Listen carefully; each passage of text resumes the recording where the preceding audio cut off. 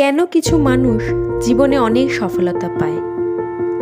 তাদের জীবনে যতই বাধা বিপত্তি আসুক না কেন, তারা কোনো কিছুতেই থেমে যায় না। তারা নিজেদের জীবনের গল্পের মাধ্যমে অন্য সকলকে অনুপ্রাণিত করে।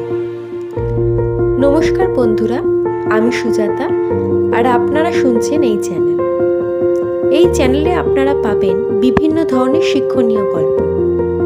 মানুষ, তাদের জীবন, তাদের কাজ, তাদের অভিজ্ঞতা, তাদের চরিত্রের বিশেষ দিক যা তাদের সব জায়গায় অনন্য করে তোলে।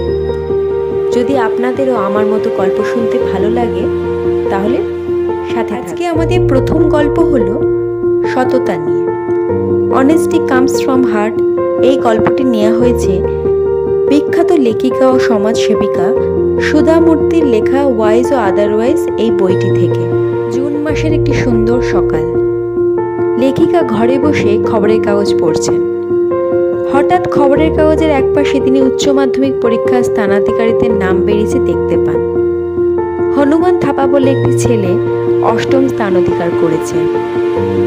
কিছু কিছু মানুষ আছে যাদের বুদ্ধি ও উদ্যম তাদের চোখের ঔজ্জ্বল্যতেই ধরা পড়ে।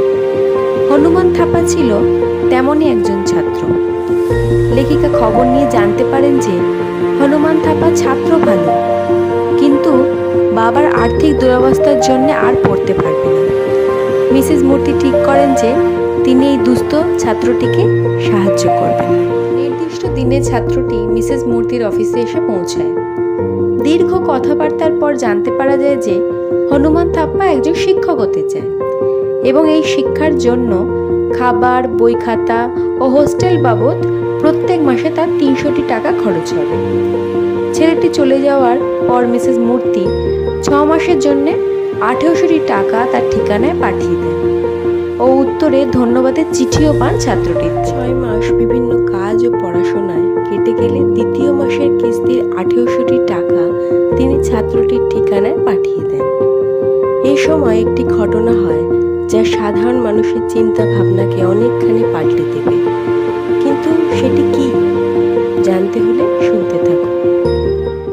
এতদূর ভিডিওটি ভালো লাগলে ভিডিওটিতে একটি লাইক ও শেয়ার করতে ভুলবেন না এবং সাবস্ক্রাইব করে আমাদের পাশে থাকবেন আরও দারুণ এবং মজার শিক্ষণীয় গল্পের জন্য।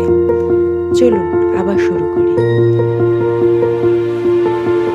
দ্বিতীয় মাসের কিস্তির টাকা পাঠানোয় লেখিকা ধন্যবাদের চিঠির সাথে কিছু টাকাও পেলেন।